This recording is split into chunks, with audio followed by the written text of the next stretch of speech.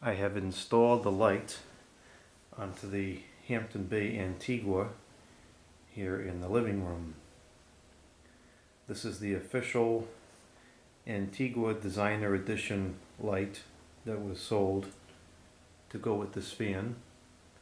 The finish is a perfect match, the blades and the finial piece on the bottom.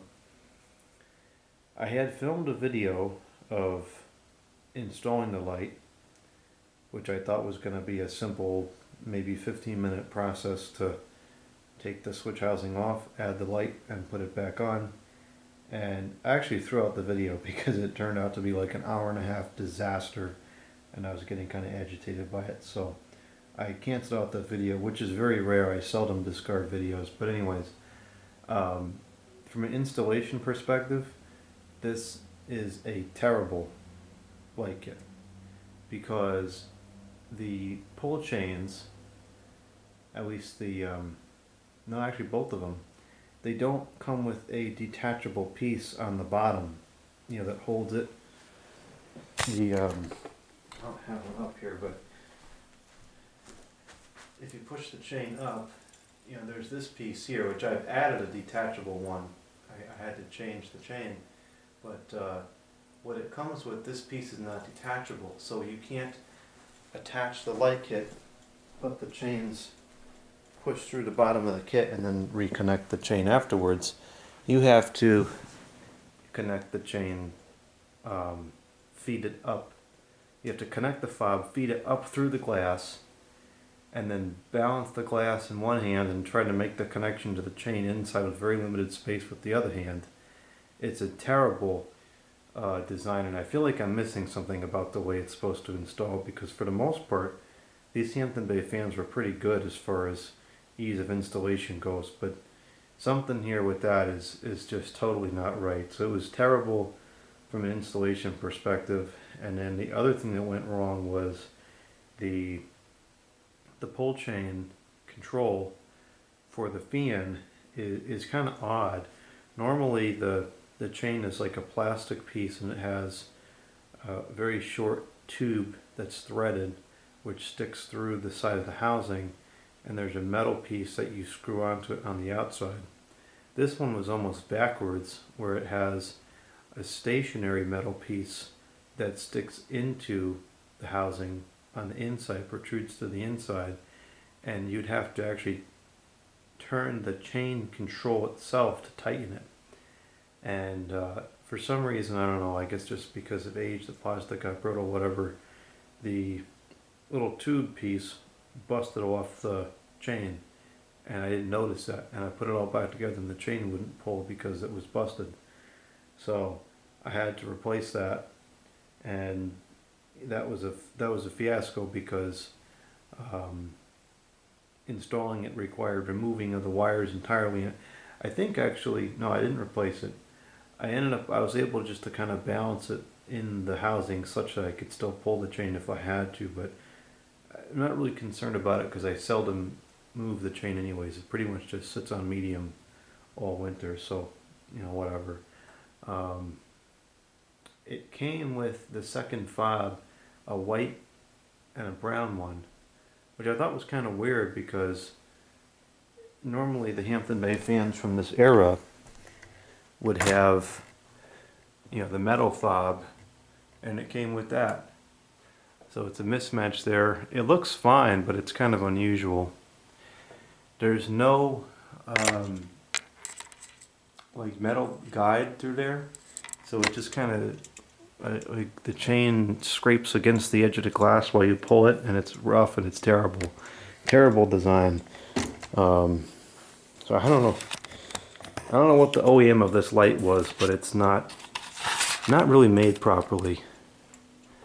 And then of course you got this effect. Sounds like a stinking clock. So installation wise, it's terrible. It looks beautiful though. It's a really nice light. I think having the match of the leaves to the blades is really cool. It's a really neat design.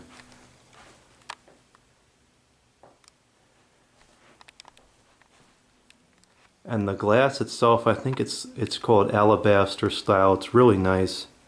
It's got a couple of brown accents on there.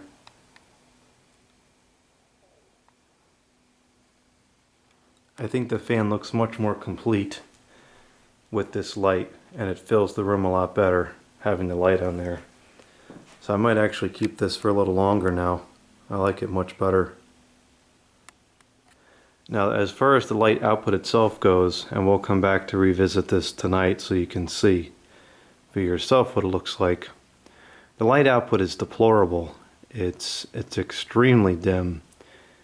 It has 3 candelabra sockets in there, and this is back in the incandescent era. They're rated for 40 watts a piece.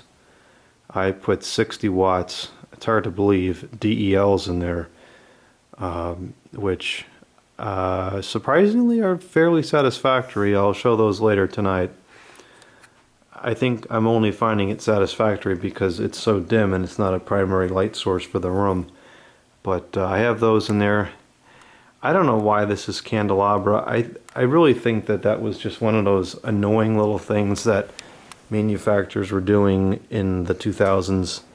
Kind of like the same concept as the GU 42 bases or whatever it was, just to try to convince people to use a particular type of light bulb, in this case of lower wattage, because you can't stick 100 watts in there. I have no idea if fans today still come with candelabra sockets or not. I would imagine probably not, because a lot of that nonsense with the socket types has kind of gone away now that the whole DEL debacle is in place and the power consumption of the light bulbs is kind of a non-issue.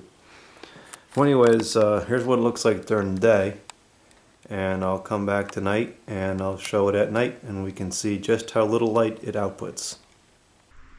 Here it is at night, and I'm using the other camera because I feel like this camera takes a better picture of lights. So you can see here the fixture itself is really nice. It's a really nice alabaster shade, and it does illuminate the blades and brings out the really quite nice finish on these blades. It's a really nice wood finish on those blades. So I'm going to turn off the Christmas tree for a moment so you can see what I'm talking about in terms of the poor light output. So if you look up at the ceiling, you can actually see a distinct, well, it's not so distinct because the blades are blocking half the light, but you can see a distinct ring here where the light pattern goes dark. And that is where the shade starts to block the light. These light shades, I think, are very poor design because they block a tremendous amount of light. The room here is very dim, as you can see, and this is, I have 3 60-watt equivalent DEL bulbs in there. They are EcoSmart branded bulbs, and these are supposed to be, I believe, 2200 Kelvin is how they're advertised. And they do have a really nice soft amber glow. I actually quite like the color of these, and there's no detectable flicker that I can see. I've tried to use these in a lamp, and I did find them very harsh and uncomfortable when they were more exposed. Here behind this shade, they're not bothering me too much. I still detect a slight harshness to them, but it's not bad. And considering this is not the primary light source in the room, I think I'll be okay using these in here. I really don't know what it is with my eyes that can't handle the DEO. At first I thought it was the flicker, and then I started to think it was the blue light. But with these, the blue light output has got to be very, very minimal at this color temperature, so I don't know what it is.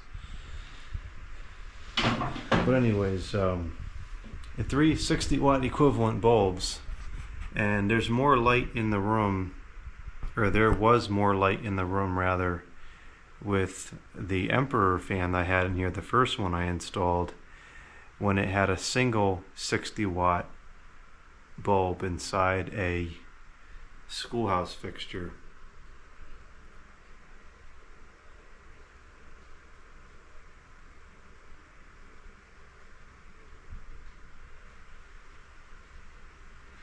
On the camera, you can really see where the bulbs are. It's not like that in person at all. It's actually it's quite even in person. I don't know why it's like that on the camera.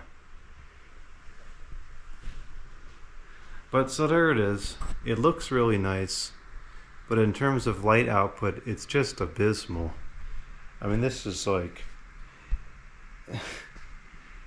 for, what is that, 60, 120, for 180, is that 180? No, that's, yeah, for 180 watts of light, no, watts of light, watts is not a measurement of light, but, you know, whatever, that's how we call light bulbs for some reason. This is abysmal. This is totally not workable if this was your only light in the room, and you can't see anything in here. It works fine for me because I really don't like ceiling lights. I just like to have the light on the fan to illuminate the fan.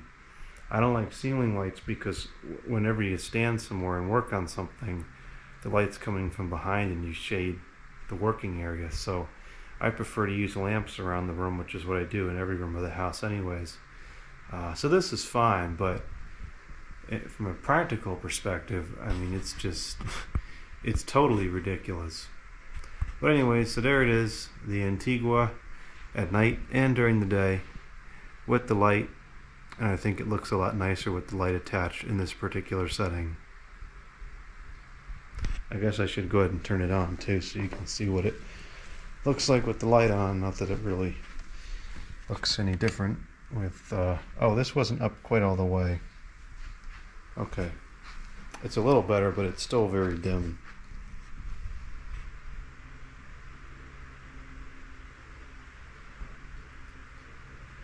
Actually, I think it was only up about halfway. Whoops. Well, the original commentary still stands. It's still extremely dark in here, and I do still think that the single schoolhouse light on the Emperor fan with 160-watt bulb threw more brightness than this.